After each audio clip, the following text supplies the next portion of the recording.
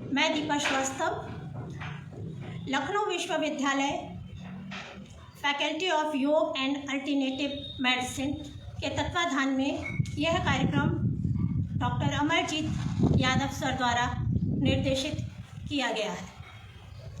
इसमें आज का विषय शंख ध्वनि वाला हम अपने फेफड़ों को कैसे सशक्त रख सकते हैं टॉपिक लिया गया है।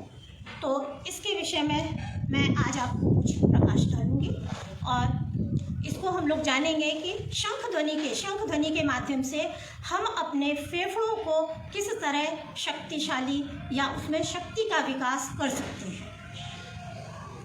मनुष्य जो है प्रतिदिन हर क्षण श्वास का आदान प्रदान करता रहता है, श्वास प्रश्वास उसकी निरंतर चलती रहती है।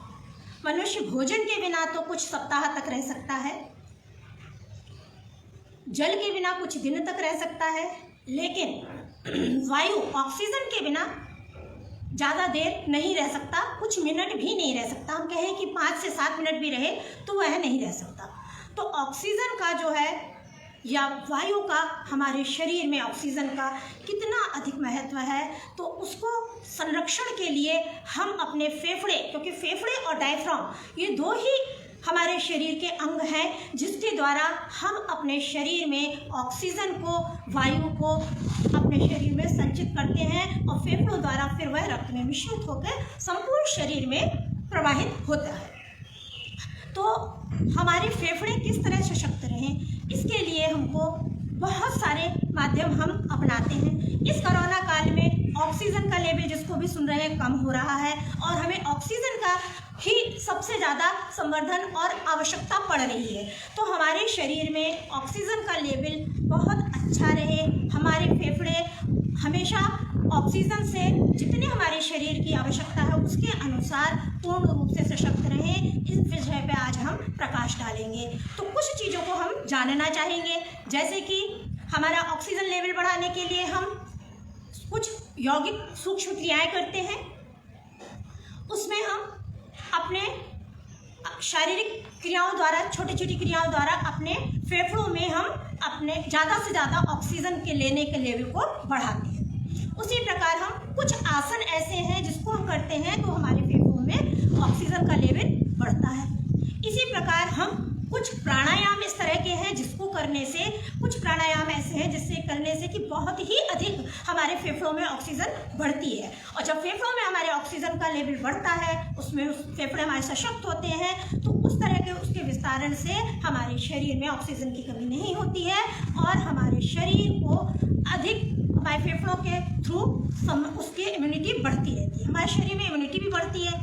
जब हमारा शरीर पूरी तरह से ऑक्सीजन से परिपूरित रहता है, हमारे सारे ऑर्गन, तब हमारा शरीर सुचारू रूप से कार्य करता है। तो ये शंख जो है वह हमारे शरीर में, हम अगर उसका वादन करते हैं, उसको शंख ध्वनि को करते हैं, तो उसके द्वारा हमारे फेफड़े किस तरह से सशक्त होते हैं तो हम जानेंगे। तो सबसे पहले हम शंख के विषय में जानेंगे।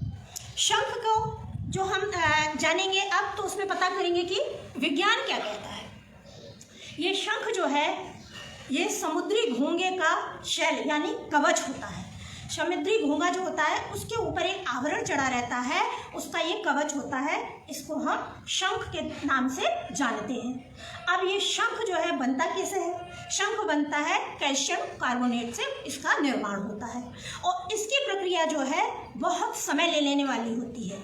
जब समुद्री घोंगा जो है बनता है तो उसके ऊपर एक टिश्यू का रिसाव होता है, उसका एक टिश्यू का स्राव होता है जो कि प्रोटीन, कैल्शियम और मिनरल्स के द्वारा इसका स्राव जो होता है, इसके ऊपर जो स्राव होता है वो कैल्शियम और मिनरल का होता है और उसमें कुछ मात्रा में प्रोटीन भी होता है। तो इसका जो स्राव होता है इससे ही इस कवच का निर्माण होता है।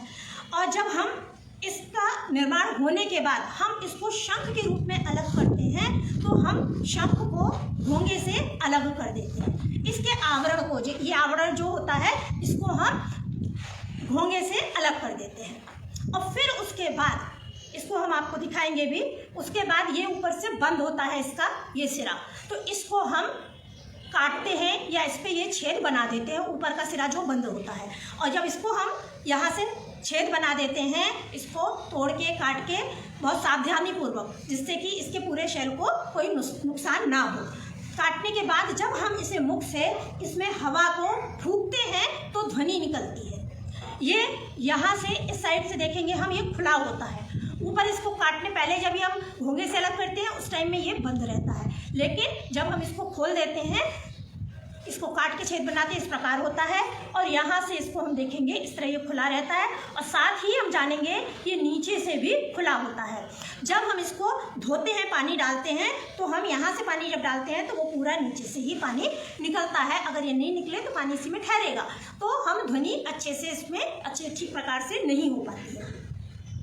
अब हम इसका वादन जब करते हैं तो हमें बहुत सारी सावधानियों को भी हमें ध्यान में रखना होता है। जैसे कि इसके ऊपर आपको और भी बताएंगे, जो टिश्यू होता है उस टिश्यू का हम जो है मेंटल टिश्यू भी कहते हैं, जो कि प्रोटीन, और आपको हमने बताया प्रोटीन और मिनरल से बनता है ये।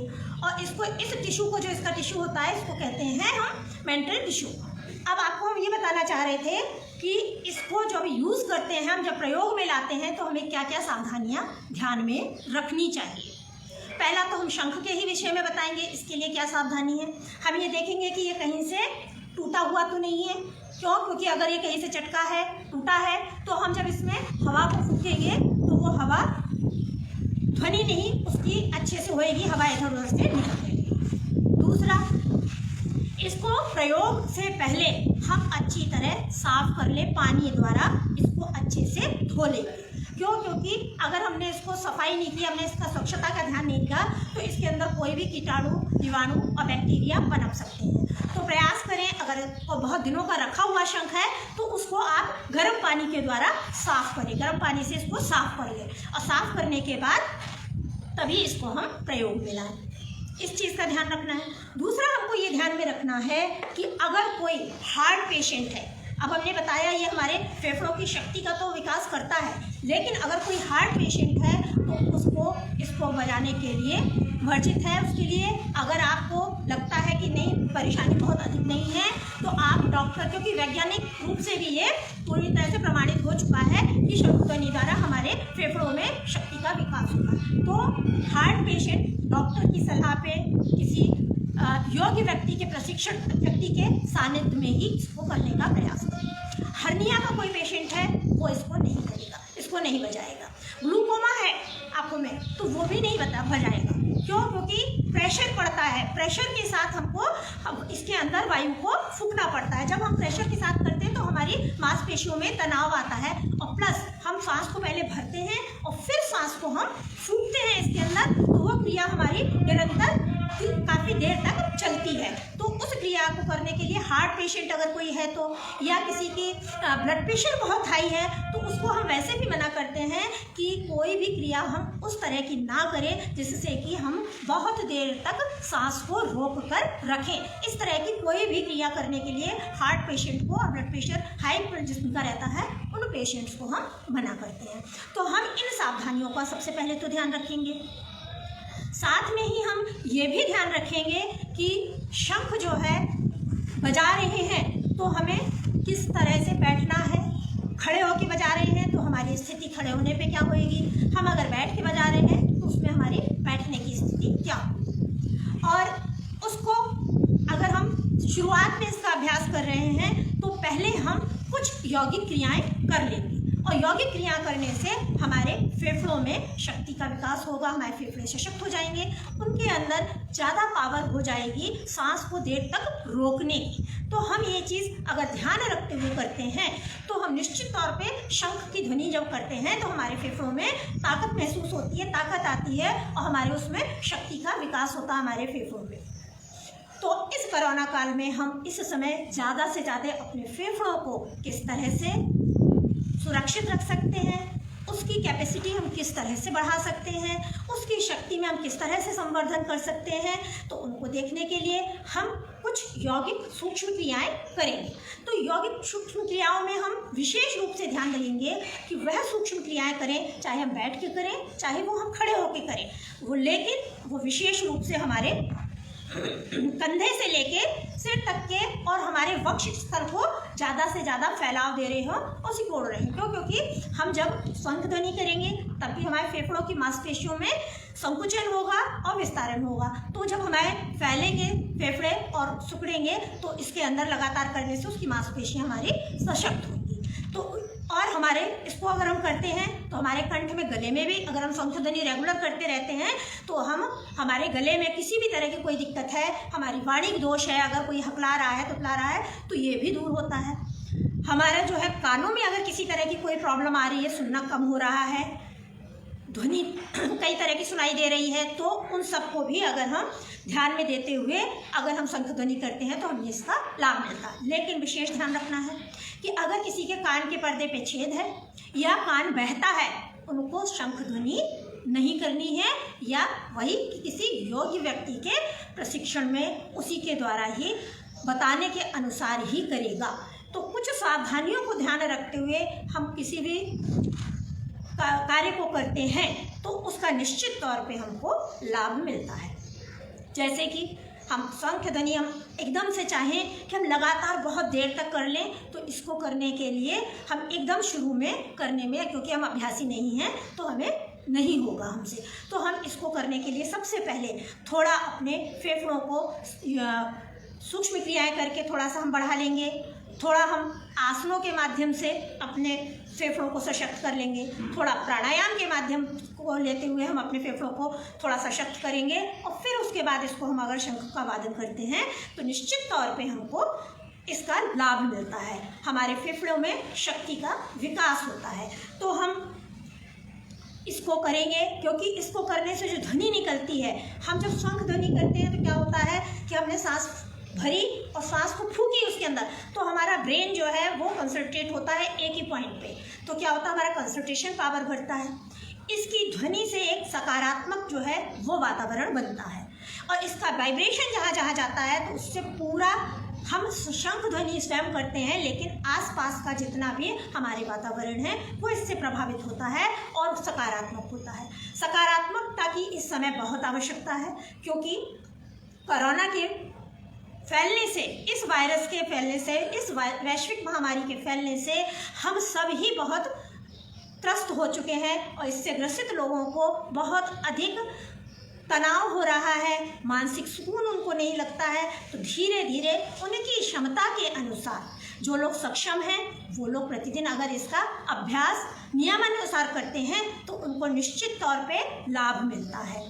जो अगर कोई रोगी है तो उसको धीरे धीरे करके अभ्यास को बढ़ाने के लिए हम अगर इसको बोलते हैं तो उसका लाभ भी उसको मिलता है।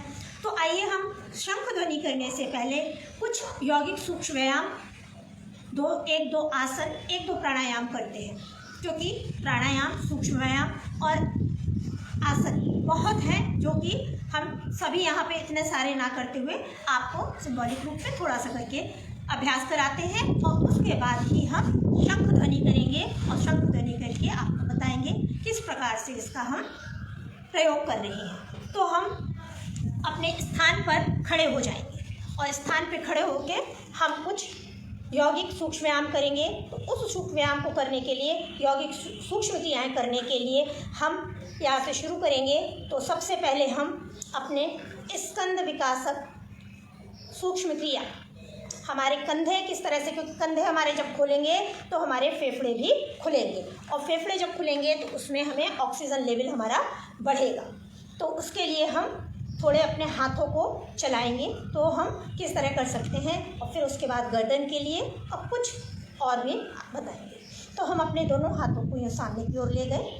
प्रयास करें हाथ आपके कंधे की सीध में रहें, और श्वास को हम भरते हुए अंदर ले आएंगे इसको, और श्वास को छोड़ते हुए बाहर। श्वास भरा, हमने हाथों को अंदर लिया, श्वास छोड़ते हुए हम बाहर लेके आए। श्वास भर के अंदर, श्वास को छोड़ा बाहर।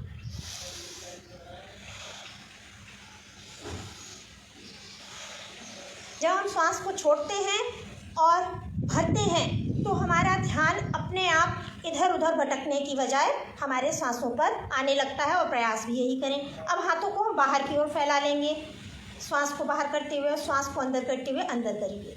इसमें हमें ध्यान रखना है कि हम हाथों को अपने कंधों की सीध में अपने शोल्डर्स के एकदम स्ट्रेट रखना है। हाथों को हमें ऊपर नीचे इस तरह से नहीं चलाना है, ये भी ध्यान रखना है, क्योंकि इस तरह से करने से आपको पूरा प्रभाव हाथों पे नहीं पड़ना है। पहले हमने हाथों को दाएं बाएं पूरा फैलाया, श्वास को भरते हुए अंदर लाए हैं, श्वास को छोड़ते हुए बाहर ले गए, श्वास को भरते हुए अंदर, श्वास को छोड़ते हुए बाहर। इस क्रिया को हम जब शुरुआत करते हैं तो शुरू में हम 3 बार, 5 बार, 8 बार, 10 बार करते हुए हम इसको बढ़ाएंगे। अब यहाँ से हमने दोनों हाथों को इस तरह से अपने कंधे पे रखा, कोहनी से हमने इसको इस तरह मिलाया और श्वास भरते हुए ऊपर, श्वास छोड़ते हुए नीचे की ओर लाए और अपने पूरे वक्ष स्थल को फैलाव दिया। इससे हमारे फेफड़ों में बहुत अधिक से सांस को पहुंच रही है। गर्दन हमने सीधी रखी, कमर सीधी रखी, श्वास को भरते हुए ऊपर लाए, श्वास को छोड़ते हुए नीचे लाए। अब इसी क्रिया को हम रिवर्स, जिस डायरेक्शन में हमने घुमाया था उसका विपरीत दिशा में घुमाते हुए उसी तरह करेंगे। श्वास को भरते हुए ऊपर और श्वास छोड़ते हुए हम उनको नीचे लाएंगे। अब इसके बाद हम ताड़ासन की स्थिति में आएंगे, क्योंकि उसको करने से हमारे फेफड़े और हमारे डायफ्राम, फेफड़ों के नीचे हमारा डायफ्राम है वो पूरी तरह से खुलता है और उसमें ऑक्सीजन का लेवल बढ़ता है। तो हम अपने शरीर को ज़्यादा से ज़्यादा किस तरह से ऊपर के उठाएंगे, दोनों हाथ आगे लिया, आपस में उंगलियों को इंटरलॉक किया और श्वास को भरते हुए हम पंजे के बल आए और भरी हुई श्वास में हाथों को ऊपर से ऊपर खींचा और थोड़ी देर स्थिरता से इसमें रुकने का भी प्रयास करेंगे। 1 2 3 4 5 6 7 8 9 10। अब श्वास को छोड़ते हुए वापस आएंगे। अब इसी क्रिया को हम 2 बार और करेंगे। हाथों को आगे ले गए, आपस में इंटरलॉक किया और श्वास को भर के फिर पुनः 1 2 3 4 5 6 7 8 9 10। पंजे के बल खड़े होना है जब हाथों को ऊपर ले जाएंगे। एक बार पुनः करेंगे हम, दोनों हाथ आगे लिया, अपने इंटरलॉक करके हाथों को ऊपर पंजे के बल खड़े होते हुए सांस के भरी हुई सांस में हम होल्ड करेंगे। कुंभक क्रिया करना है, अंतः कुंभक। 1 2 3 4 5 6 7 8 9 10। जब हम इस तरह से करते हुए आएंगे तो हमारे फेफड़े भी खुलेंगे और हमारा डायफ्राम भी ऊपर की ओर आएगा, ऑक्सीजन का लेवल इसको करने से हमारा बढ़ जाएगा। नेक्स्ट हम करेंगे, पैरों में हम लगभग 6 इंच से ज़्यादा का फासला रखेंगे और किस तरह से अपने वक्ष मतलब अपनी छाती को हम किस तरह से फैलाएंगे, वक्ष को फैलाते हुए। तो दोनों हाथों को आगे की ओर ले जाएंगे, नमस्कार मुद्रा में इस तरह से जोड़ेंगे। अब सांस को भरते हुए पूरा पीछे ले गए, गर्दन पीछे, गले में भी थायराइड पैराथायराइड ग्रंथियाँ इससे प्रभावित होती हैं, क्योंकि श्वसन क्रिया हमारी नासिका से लेके कंठ और कंठ से लेके फेफड़े तक पहुंचती है और डायफ्राम तक इसके पूरा ऑक्सीजन पहुंचाता है। तो हम जब इस तरह से करते हैं तो हमको अधिक से अधिक ऑक्सीजन का लेवल बढ़ने लगता है। तो इस तरह से हमने जब खड़े होके कुछ यौगिक क्रियाएं, सूक्ष्म व्यायाम जिनको भी कह सकते हैं हम, ये कर लेते हैं तो हमारा संधियां जो हमारी हैं, हमारे जो जॉइंट्स हैं उन पे भी इसका प्रभाव पड़ता है और जॉइंट्स हमारे खुले रहते हैं तो हमारे नस नाड़ियाँ सब खुली रहती हैं। जॉइंट्स हमारे ठीक रहते हैं तो फिर हमारे रक्त जो है ऑक्सीजन के साथ मिश्रित होकर अच्छी तरह पूरी शरीर में उसका फ्लो होता है। तो हम जब अपने थोड़े से इस प्रकार की क्रियाओं को कर लेंगे तो हमें लाभ मिलना शुरू होगा। साथ में हम अपने कुछ आसन और प्राणायाम, आसनों में विशेष रूप से हमें जो हमारे लंग्स को ज़्यादा से ज़्यादा ऑक्सीजन दे, उस प्राणायाम आसन को करने के लिए हम आपको बताएंगे कि उसके लिए सबसे अच्छा आसन जो होता है वह है मकर आसन। मकर आसन को करने के लिए हम आपको करके दिखाते हैं। हम पेट के बल लेटना होता है, उसको हम पहले एक्सप्लेन करते हैं आपको। पेट के बल लेटेंगे, मकर आसन हम 2 तरह से कर सकते हैं। पेट के बल लेटेंगे, पैरों को पीछे से फैलाएंगे, एड़ियाँ हमारी अंदर की ओर, पंजे हमारे बाहर की ओर रहेंगे लेटने की पोजीशन में। बायां हाथ उसके ऊपर दाहिना हाथ रख के माथे को हम अपने हाथ के ऊपर रखेंगे इस तरह से। और फिर श्वास को हम डीप ब्रीदिंग, लंबा गहरा श्वास भरेंगे और फिर श्वास खाली करेंगे। तो हम अब इस क्रिया को आपको करके दिखाएंगे किस प्रकार से हमको लेटना है। तो हम अपने आसन पे लेटेंगे तो पैरों को सीधा लिया और बाईं ओर करवट लेते हुए ही हमें लेटना है और बाईं ओर करवट लेते हुए ही हमको उठना है। तो हम इस तरह से लेट गए, पैरों को फैलाया, पंजे हमारे बाहर की ओर रहेंगे और एड़ियाँ अंदर, बायां हाथ इसके ऊपर दाहिना हाथ, माथा इस तरह से रखिए और सांस को भरेंगे। लंबा गहरा सांस, लंबा गहरा सांस भरा, छोड़ा। इस प्रकार से करने से हमारे फेफड़ों में ऑक्सीजन का लेवल बढ़ता है। मकर आसन हम दूसरी तरह से भी कर सकते हैं। हमने पीछे एड़ी पंजे मिला लिए और पंजे हमारे लेटी हुई स्थिति में और दोनों हाथ हमने इस तरह से अपने चेहरे के नीचे रखा और हाथों का इस तरह स्टैंड बना लिया। प्रयास करेंगे कि हमारी कोहनियाँ ज़्यादा से ज़्यादा मिली रहें। अब इस स्थिति में आने के बाद हम धीरे धीरे अपने दाहिने पैर को भरते हुए सांस में लाएंगे और इस तरह से इसको लेके मोड़ेंगे। पंजे को सिर की ओर भरी हुई सांस में अंतः कुंभक करके इसको रोकना है और सांस छोड़ते हुए इसे वापस कर देना। बाएं पैर से भी कर लेंगे। एक बार फिर इसी को रिपीट करेंगे, क्योंकि अगर किसी के स्टिफनेस बहुत अधिक है शरीर में तो उसको एक एक पैरों से कराने के बाद ही दोनों पैरों से कराएंगे और जो सक्षम है वो दोनों पैरों से एक साथ कर सकते हैं। दोनों पैरों को लेके आए भरी हुई सांस में और सांस छोड़ते हुए वापस, फिर सांस भरेंगे, सांस छोड़ देंगे। एक बार बोला है, धीरे से वापस बाईं ओर करवट लेते हुए हम बैठ जाएंगे। ये हमने बताया आपको एक आसन ऐसा कि जो कि श्वास को हमारे फेफड़ों में ऑक्सीजन का लेवल बढ़ाता है। अब यहाँ से ही हम दूसरा एक आसन बैठ के करने वाला काउंटर पोज करके दिखाएंगे आपको, जिससे कि हमारे जब हम गर्दन पीछे की ओर करेंगे तो हमारे फेफड़े पूरी तरह से खुलेंगे, उसमें भी ऑक्सीजन का लेवल बढ़ेगा। प्लस फेफड़ों तक ऑक्सीजन को पहुंचाने के लिए हमारे शरीर के जो अंग होते हैं तो सबसे पहले नासिका, कंठ और उसके बाद हमारा फेफड़ा आता है और फिर नीचे डायफ्राम। ये हमारे श्वसन तंत्र में मेन हमारा जिसका रोल होता है वो ये तंत्र है। तो इन सभी को पोषण देने के लिए क्योंकि अगर हमारा कंठ ही नहीं रहा, हमारा विशुद्धि चक्र ही नहीं पूरी तरह क्लियर है तो हम फेफड़ों तक किस तरह से ऑक्सीजन को पहुंचाएंगे। तो इसीलिए यौगिक सूक्ष्म क्रियाएं करने के बाद सूक्ष्म क्रियाएं जब हम करते हैं तो इन सब से हम जैसे अभी शंख ध्वनि करनी है तो उससे पहले इनको अगर हम हाथ करते रहते हैं तो हमें उसमें वो सहायक होता है हमें देर तक सांस को रोकने में। अब यहाँ से हम आ जाएंगे वज्रासन में और हम करके दिखाएंगे आपको यहाँ से उष्ट आसन। उष्ट आसन को करने के लिए हम अपने घुटने के बल खड़े हो जाएंगे। दोनों पैरों में हमने थोड़ा गैप रखा। बैलेंस जो लोग नए अभ्यासी हैं, जिन्होंने शुरुआत की है उनके लिए है, और जो पुराने लोग हैं कर रहे हैं उनके लिए कोई दिक्कत नहीं है। तो अब हमने घुटने के बल खड़े हैं। बैलेंस करने के लिए जो लोग नए लोग हैं वो लोग तो थोड़ा सा गैप कर सकते हैं और पूर्ण स्थिति में तो मिले रहते हैं। तो इन चीज़ों को ध्यान रखेंगे। दोनों हाथ कमर पे सांस भरते हुए पीछे जाएंगे। नए अभ्यासी कैसे करेंगे? एक एक हाथों से करेंगे और धीरे धीरे करते हुए फिर हम दोनों हाथों से एक साथ करेंगे। तो यहाँ पे हम ये कुछ सावधानियों को भी ध्यान में रखेंगे, इसीलिए हम आपको क्रम से करना बता रहे हैं। दोनों हाथ कमर पे, उंगलियों का रुख आपके नाभि की ओर और अंगूठे आपके रीढ़ की ओर। सांस भरते हुए पूरा पीछे गए।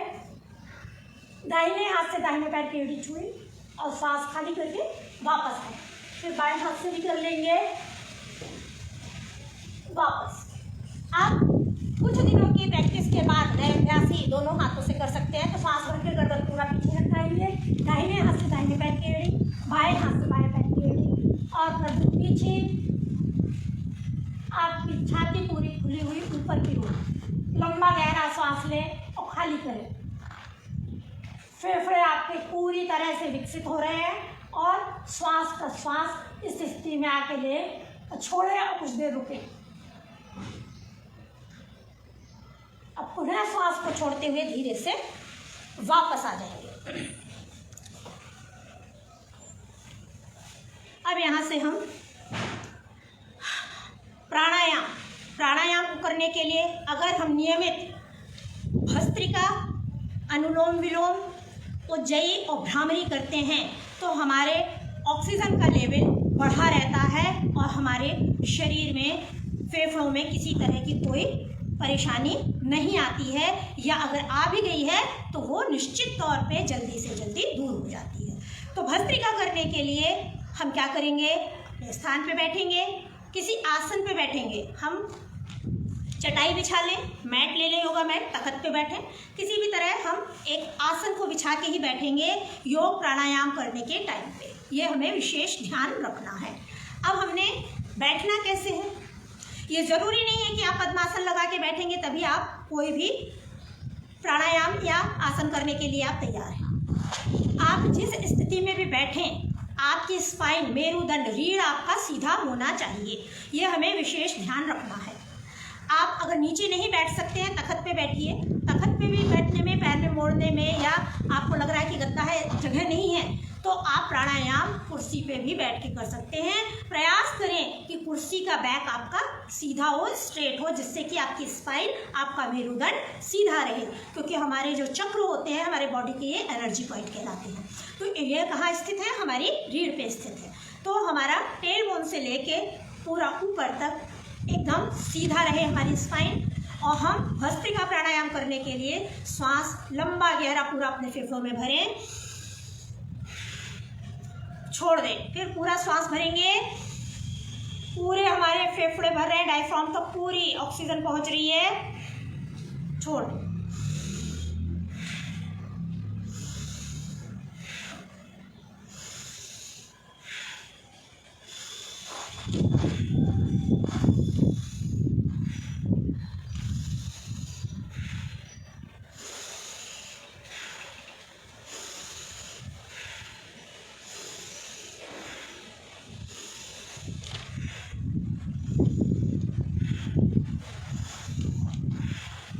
इस प्रकार हम अपने श्वास को भरेंगे और छोड़ेंगे और महसूस करेंगे कि श्वास हमारी पूरी ऑक्सीजन से हमारे फेफड़ों को भर रही है। WBC वाइट ब्लड सेल्स हमारे बॉडी के भर रहे हैं, पूरी तरह से बढ़ रहे हैं। तो इस तरह हम अपने जब श्वास पे पूरे फेफड़ों से ऑक्सीजन से परिपूरित करते हैं तो हमारा उनमें शक्ति का विकास, उसके अंदर पावर्स, फेफड़े हमारे पावरफुल हो जाते हैं, सशक्त हो जाते हैं और उसमें श्वास भरने की, ऑक्सीजन की क्षमता ज़्यादा होती है, तो ऑक्सीजन का लेवल हमारा कम नहीं होने पाता है। इसी प्रकार हम जो है अब यहाँ से दूसरा प्राणायाम करेंगे, अनुलोम विलोम प्राणायाम। बैठेंगे, मुद्राओं का भी बहुत अधिक प्रभाव पड़ता है। तो हम बैठे हैं, हम पैरों को पालथी मार के भी बैठ सकते हैं। शरीर में किसी भी अवस्था में अगर बैठने पे दर्द हो रहा है तो उस अवस्था में बैठ के आप कोई भी प्राणायाम ना करें। आप पहले अपनी बॉडी को रिलैक्स करें, बीच बीच में यौगिक सूक्ष्म क्रियाएं जो हैं वो कर लें और उसके बाद आप बैठेंगे तो आप करेंगे, आपका कंसंट्रेशन बढ़ेगा और जब आपका एकाग्रता बढ़ेगी तो आपको उसका लाभ अधिक मिलेगा। जैसे कि आप पद्मासन में अगर फ्लेक्सिबल बॉडी है बैठ सकते हैं तो उसमें बैठेंगे, सिद्धासन में या सुखासन में पालथी मार के बैठ सकते हैं। पैरों में दर्द भी है और पैर मुड़ते नहीं हैं तो पैरों को आप खोल के बैठ सकते हैं, लेकिन अपने स्पाइन को सीधा रख सकते हैं या चेयर पर बैठ सकते हैं। हम पहली उंगली ज्ञान मुद्रा में रख लेंगे क्योंकि ज्ञान मुद्रा से हमारा कंसंट्रेशन पावर बढ़ती है, एकाग्रता। और 3 शेष उंगलियां सीधी रहेंगी। हथेली का हमारा पृष्ठभाग हमारे घुटने पे रहेगा। हाथों को ऐसे रखना या ऐसे रखना नहीं है, ये इस तरह रखेंगे और ये 3 उंगलियां माँ धरती की है। अंगूठे का पहला पोर और अंगूठी का पोर मिला लिया हमने, ये हमारी ज्ञान मुद्रा। बाएं हाथ से हम अनुलोम विलोम के लिए मुद्रा बनाएंगे तो अंगूठे को हम इस तरह रखेंगे और इस तरह मुद्रा बनाएंगे। पहली उंगली को हमने लॉक कर लिया है और इस तरह हमने एक चिमटे नुमा बना लिया है। अंगूठे की सहायता से दाहिनी नासिका बंद करी, बाएं से धीरे धीरे श्वास को भरा। श्वास भरने के बाद बाईं नासिका उंगली की सहायता से बंद करी और दाहिनी नासिका से हमने अंगूठा हटाते हुए श्वास को बाहर निकाला। दाहिनी नासिका से पुनः श्वास को भरा, अंगूठे की सहायता से बंद करके उंगली हटाते हुए बाईं नासिका से श्वास को बाहर किया। ये एक साइकिल हुआ, एक क्रम हुआ और इसी को हम निरंतरता से करते रहेंगे। बाईं नासिका से श्वास भरी, बंद किया, दाहिने से निकाला, दाहिने से भरा, बाएं से निकाला। प्रयास करना है, आपका शरीर स्थिर रहेगा, गर्दन कमर सीधी रहेगी, ना आकड़ी रहेगी और ना ही आपका सिर ऊपर नीचे होएगा सांस को भरने के टाइम पे, या आपका पूरा शरीर ऊपर नीचे नहीं होगा सांस को भरने और छोड़ने के टाइम पे। तो हम सांस को जब भरेंगे तब और सांस छोड़ेंगे तभी अपने शरीर को स्थिर रखेंगे, सामान्य रखेंगे, ना ही अकड़ा रखेंगे और ना ही बहुत ढीला छोड़ेंगे। शरीर को सहज और सीधा रखना है, ये ध्यान में रखना। उज्जयी प्राणायाम, उज्जयी प्राणायाम क्यों लाभदायक है? क्योंकि हमारे ये कंठ से हम रिलेटेड कार्य करने जा रहे हैं, शंख का वादन करने जा रहे हैं।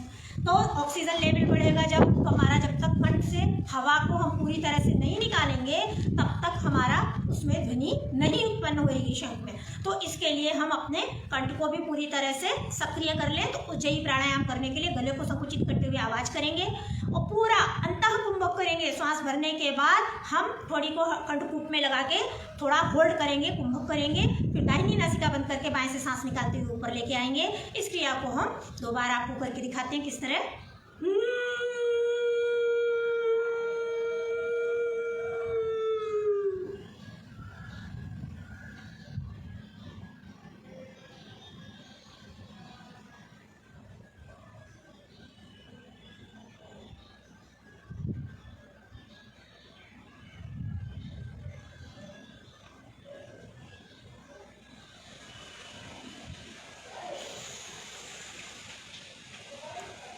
हमने गले से आवाज़ करी, कंठ से आवाज़ करी है और सांस नासिका से हम भरते गए हैं। श्वास हम पूरी भरने के बाद अंतः कुंभक, अंतः कुंभक, कुंभक 2 तरह के होते हैं, बाह्य कुंभक, अंतः कुंभक। अंतः कुंभक लगाया और सांस को होल्ड किया।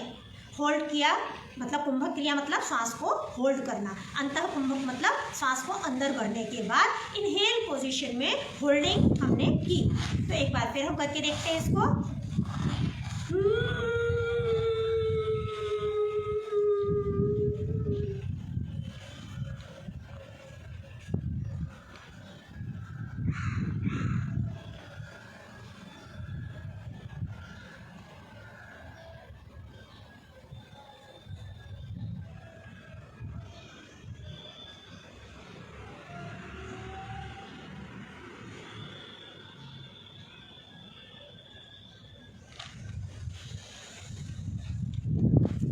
दाहिनी नासिका बंद करके बाएं से सांस निकालते हुए गर्दन ऊपर करते हुए धीरे से हम वापस आएंगे। अब यहीं से हम करेंगे भ्रामरी प्राणायाम और भ्रामरी प्राणायाम करने के बाद हम करेंगे शंख का वादन। क्योंकि हमने ये सूक्ष्म योगिक क्रियाएं जो की हैं इससे हमारे फेफड़े में क्या हुआ है, ऑक्सीजन का लेवल बढ़ा है। और इस दौरान हमें विशेष रूप से इस वैश्विक महामारी को दूर करने के लिए, भगाने के लिए हमें क्या करना है, अपने फेफड़ों को ज़्यादा से ज़्यादा सशक्त करना है।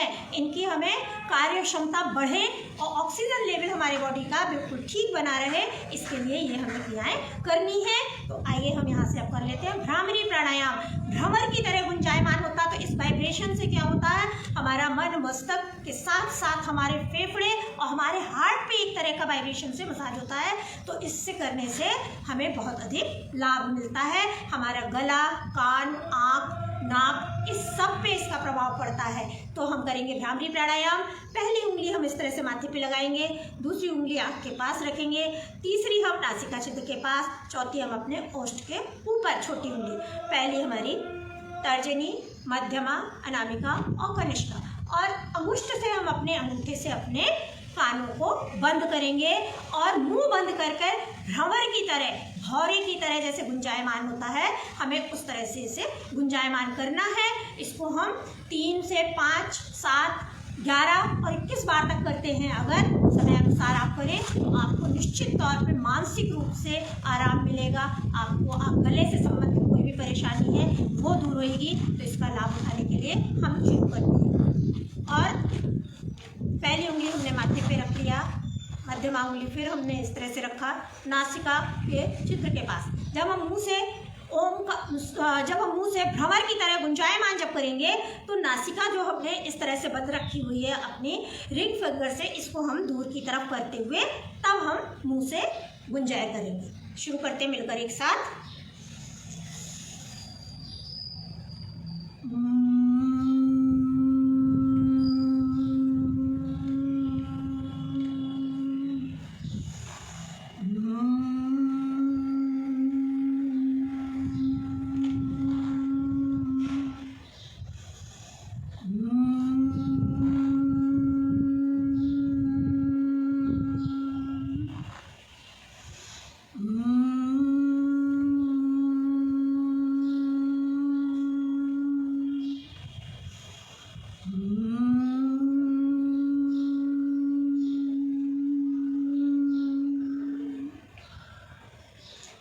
से वापस।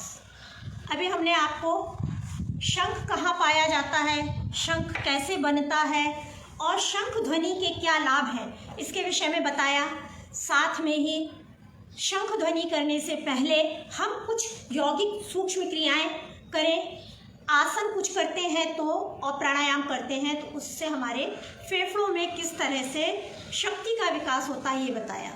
शंख ध्वनि करने से हमने बताया लाभ आपको कि आपके फेफड़े सशक्त होते हैं, उसकी मांसपेशियों में प्रसारण होता है और संकुचन होता है, जिससे कि इसकी मांसपेशियां मजबूत होती हैं और इसके अंदर ऑक्सीजन भरने की क्षमता बहुत अधिक बढ़ने लगती है, धीरे धीरे अभ्यास करते रहते हैं। तो जो लोग सक्षम हैं वो लोग इसका अभ्यास प्रतिदिन इनके नियमों का पालन करते हुए करेंगे तो उसका लाभ जरूर मिलेगा। शंख ध्वनि करने से हमारे चेहरे पे एक एज के बाद, एक उम्र के बाद बहुत रिंकल्स आने लगते हैं, झुर्रियाँ पड़ने लगती हैं। शंख ध्वनि करने से ये आपकी झुर्रियाँ कम होंगी, आपका उम्र जो है बढ़ती हुई उम्र पता नहीं चलेगा, बुढ़ापा आपके चेहरे पे या नहीं महसूस होएगा, नहीं दिखेगा। तो चलिए अब हम शंख ध्वनि करते हैं तो ये ध्यान रखना है कि जब हम शंख ध्वनि करते हैं तो हमने देखा है बहुत से लोग क्या करते हैं, देखिए इसमें बताते हैं आपको, इसको यहाँ से यूँ पकड़ के बंद करके फिर यूँ करके बजाते हैं। इसको हमें बंद नहीं करना है, विशेष ध्यान रखना है कि इस पार्ट को हमको इसे इस तरह बंद नहीं करना है, हमें शंख इस तरह से पकड़ना है। ये खुला रहेगा तभी ये ध्वनि अच्छी आएगी, वाइब्रेशन होगा, सकारात्मकता आएगी। हमारे फेफड़ों से जो निकल रही है पूरी ऑक्सीजन फूंक रहे हैं इसके अंदर, कार्बन डाइऑक्साइड सॉरी, ऑक्सीजन तो हम अंदर लेते हैं, और जो हम हवा फूंक रहे हैं बाहर वो पूरी तरह से इसमें पहुंचेगी। तो चलिए हम शुरू करते हैं। हम अपने बैठ के भी इसको बजा सकते हैं, खड़े होके भी बजा सकते हैं। बैठने की स्थिति में आप पद्मासन में बैठ सकते हैं, सिद्धासन में बैठ सकते हैं, सुखासन में बैठ सकते हैं, आप वज्रासन में बैठ सकते हैं। जिस स्थिति में आप अपने मेरुदंड को सीधा रख के बैठ सकते हैं बैठेंगे। खड़े होके भी बजाना है अगर आपको तो आप खड़े होके, सीधे खड़े होके गर्दन ऊपर और गर्दन ऊपर करते हुए हम इसको सबसे पहले अपने सांस भरेंगे। सांस भरने के बाद श्वास को एक क्रिया होती है इस प्रकार, इस तरह से मुंह से हम बाहर निकालेंगे, जबकि इसमें अंदर आएगी इस छेद के अंदर तो वो ध्वनि के रूप में बाहर निकलेगी। तो चलिए हम पहले लंबा गहरा सांस भरेंगे।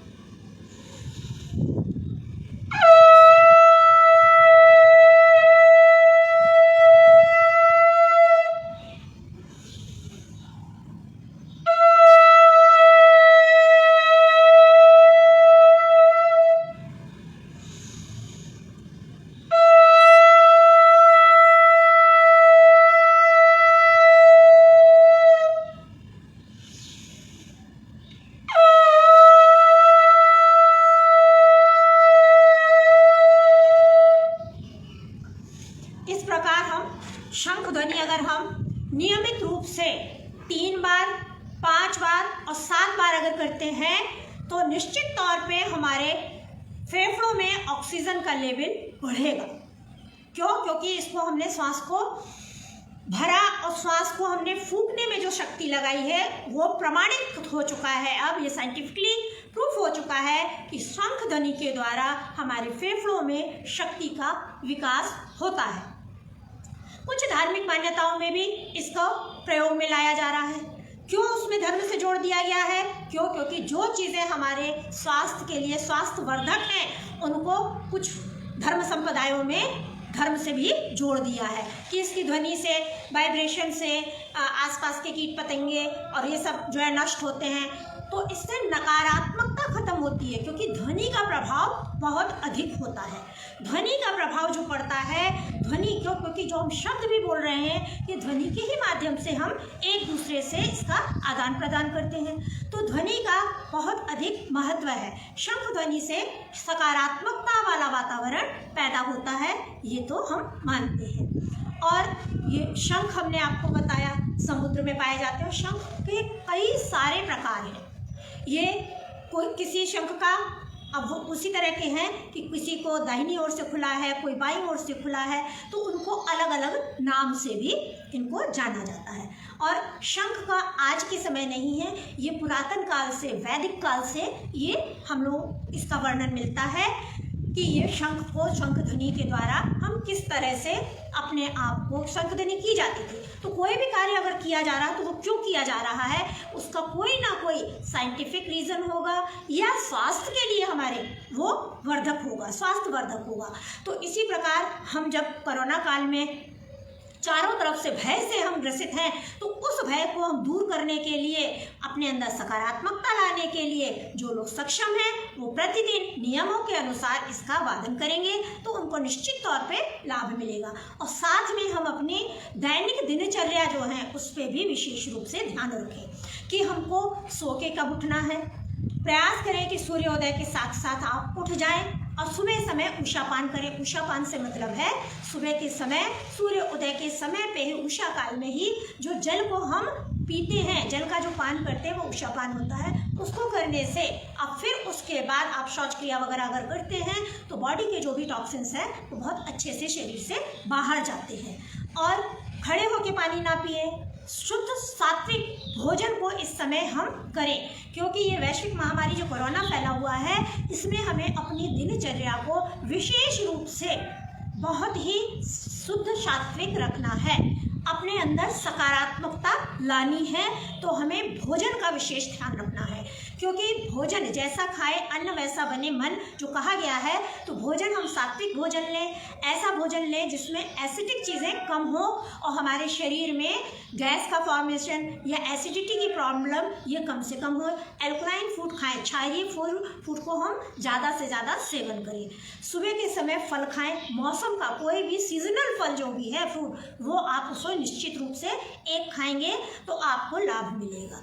इस समय पानी की शरीर में गर्मी के मौसम में कमी होती है, तो इसलिए जिन फलों में पानी की अधिकता, जैसे तरबूज, खरबूजा, ये सब है, ककड़ी, खीरा, इनका सेवन अधिक करें, क्योंकि खान पान का हमारे शरीर पर बहुत अधिक प्रभाव पड़ता है। क्योंकि अगर गलत खान पान हमारे शरीर में गया तो उसकी वजह से एसिडिटी होगी, गैस की प्रॉब्लम होगी, और जब गैस की प्रॉब्लम होती है तो आपने देखा होगा सांस का फूलना, सांस लेने में दिक्कत होना, एसिडिटी होने पे गले से लेके पूरा छाती तक जलन होना, सिर में दर्द होना, माइग्रेन की समस्या हो जाना, और उसके बाद हमारे शरीर में वही सांस लेने में दिक्कत आ रही है। तो हम क्या सोचते हैं कि केवल हमारे फेफड़ों में दिक्कत है, फेफड़े में तो दिक्कत हो रही है बाद में, लेकिन आपके खान पान से आपके जो पाचक रस जो रहते हैं, वो जो जिस तरह से आप सात्विक भोजन लेते हैं तो वो हमारे शरीर में बढ़ते हैं। उससे जब हमें लाभ मिलता है तो उसका प्रयास करें कि हम अपने भोजन में शुद्धता लाएं। इस समय कोरोना काल में हम विशेष ध्यान रखें, जो सरकार द्वारा गाइडलाइंस दी गई हुई हैं उनका हम नियमित पालन करें। वैक्सीन जो आई हुई है हम निश्चित तौर पे सभी लोगों ने लगवा रहे हैं, और ज़्यादा से ज़्यादा प्रयास करें, उसकी एक डोज लग चुकी है तो दूसरी भी लगवाएं। तो उसका हम पालन करते हुए अगर हम इस तरह से अपने जीवन को, दिनचर्या को नियमित करेंगे, योग अभ्यास प्राणायाम करेंगे, शंख वादन करेंगे और नियमों का पालन करेंगे, बाहर निकल रहे हैं मास्क लगा के जाएं, हाथों को सैनिटाइज करें, घर आने के बाद निश्चित तौर पे साबुन से हाथों को धोएं, हो सके तो आप स्नान कर लीजिए, जो कपड़े पहन के आप बाहर गए हैं वो आप उतार दीजिए, हवन यज्ञ करिए, क्योंकि सुनते हैं कि वातावरण में भी ये आ रहा है। क्योंकि हवन यज्ञ करने से क्या होता है कि पूरे वातावरण को शुद्धता मिलती है, और वातावरण शुद्ध होएगा, बैक्टीरिया उसमें खत्म होंगे, तो हम सब उससे ग्रसित नहीं होंगे।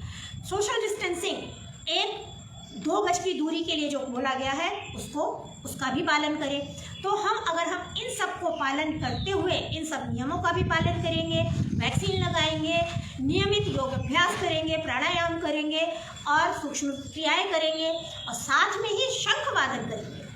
शंख ध्वनि करते हैं जब हम, तो उसके माध्यम से फेफड़ों को हम किस तरह सशक्त कर सकते हैं, उसको भी अभ्यास प्रतिदिन जो लोग सक्षम है कर सकते हैं वो करेंगे। और जो लोग लगता है कि हमें कोई परेशानी है, कोई दिक्कत हो रही है, तो उसको आप प्रयास करें कि किसी डॉक्टर से पूछें, किसी योग्य व्यक्ति से जो कि इसका जानकार है उससे आप सलाह लें, उसके बाद ही इसको करने का प्रयास करें। जब हम इन सब चीज़ों को ध्यान में देते हुए हम अपने दैनिक दिनचर्या में लाते हैं तो निश्चित तौर पे हमको इसका फ़ायदा मिलता है। आप रेगुलर इसको बजाते रहेंगे, बचपन से बच्चों की आदत डालिए, अगर वो करते हैं, इसको बजाते हैं नियमित, तो सबसे पहले तो उनकी कंसंट्रेशन पावर बढ़ जाएगी, याददाश्त उनकी तेज होने लगेगी, मेमोरी, उनको जो है ब्रेन में कोई भी बहुत जल्दी तनाव हो जाता है वो तनाव नहीं होगा। चेहरे पे झुर्रियाँ आ रही हैं, रिंकल्स पड़ रहे हैं, आप आज से प्रयास करना शुरू करिए, देखिए धीरे धीरे करके करते हैं तो आपके चेहरे पे आपकी उम्र का पता नहीं चलेगा और ये आपका इससे आपके बहुत लाभ मिलेंगे। आपके गले में किसी किसी को हकलाने की आदत हो जाती है या बच्चे बचपन में पूरा साफ स्पष्ट नहीं बोल पाते हैं, तो स्पष्ट बोलने के लिए भी शंख ध्वनि हमें बहुत सहायक होती है। क्यों? क्योंकि आपने देखा होगा छोटे बच्चे रहते हैं, अगर शंख नहीं बजा पाते तो उनको बोलते हैं बैलून लो, गुब्बारे को फुलाओ, तो उसमें भी हम क्या कर रहे हैं, मुँह से फुलाने के लिए बोला जाता है। क्यों? क्योंकि मुँह से जब हम उसमें क्या कर रहे हैं, हवा भर रहे हैं, तो शंख ध्वनि में भी हम मुंह से हवा को उसी में फूंकते हैं। तो हम ये ध्यान रखें कि ये कितने साइंटिफिक, बहुत ही अधिक लाभदायक है। गले से संबंधित हमारी कोई भी कंठ में से दूर हो रहे हैं, कानों पे पूरा प्रेशर पड़ता है, जब हम मुंह इस तरह से फुलाते हैं, हमारे कपोल, हमारे गाल पूरे फूलते हैं, तो हमारे कान के यहाँ की जितनी भी नसें हैं इन सब पे तनाव पड़ता है, इनकी मांसपेशियाँ पूरी तरह से फैलती हैं और सिकुड़ती हैं, तो हमें इसमें भी आराम मिलता है। हमारा ब्रेन एकदम कंसंट्रेट होता है जब हम पूरी तरह से एकाग्रता से सांस को फूंकने पे ही हमारा ध्यान होता है, तो उससे भी हमारे पूरे मस्तक पे भी प्रभाव पड़ता है। हमारी नासिका जो है, हमने सांस भरी है तो पूरा समय नासिका रंध्र जब खुले होंगे तभी हम सांस पूरी तरह से भर पाएंगे। तो ये पूरा हमारा सिस्टम, और अंदर से सांस हम पूरा फेफड़ों से, जब हमने गर्दन ऊपर करी हुई है तो हमारा डायफ्राम पूरा खुला हुआ है, और सांस को हम जब फूंक रहे हैं तो हमारे फेफड़े भी पूरी तरह से खुले हुए हैं। तो जब हम इस क्रिया को कर रहे हैं और शंख जब हम बजा रहे हैं तो हमें उसका पूरा लाभ मिल रहा है। तो शंख जो है आप लाएं और लेने के टाइम पे ये भी ध्यान रखें, इसका जो कट होता है इस पर भी आप चेक करें कि बहुत बड़ा अगर होएगा तो आप बहुत देर तक उसमें सांस को नहीं फूंक पाएंगे, तो इसको लेने में भी सावधानियां हैं कि उसका आप जो शंख के अनुसार ही उसको बजा के पहले देखें, और बजा के देखने के बाद आपको लगता है कि आपको बजाने में निरंतरता आ रही है तब ठीक है। अगर बहुत बड़ा छेद है तो आपकी सांस बहुत जल्दी खाली होएगी, तो इसलिए इसको भी हमें ध्यान में रखना है। बताते हैं कि इसके अंदर ऐसे गुण होते हैं कि अगर इसके अंदर हम पानी को रख के रात भर अगर इसका सुबह सेवन करें, लेकिन ये आपको बिना किसी के गाइडेंस के नहीं करना है, और इसका हम जब जल का पान करते हैं तो हमारे शरीर में कैल्शियम की जो कमी है वो दूर हो जाती है। तो आज हम आपको बता रहे हैं कि बताया आपको कि शंख ध्वनि द्वारा हम अपने शरीर को किस प्रकार से स्वस्थ रख सकते हैं, अपने फेफड़ों को सशक्त कर सकते हैं। तो आशा करते हैं कि आप सब इसको करके और लाभ उठाएंगे, और हम बहुत बहुत धन्यवाद देते हैं कि आपने इसको सुना और चाहा। अब आप शंख ध्वनि द्वारा अपने फेफड़ों को शक्तिशाली बनाएं और शंख ध्वनि के माध्यम से अपने फेफड़ों को सशक्त करें। नमस्कार, धन्यवाद।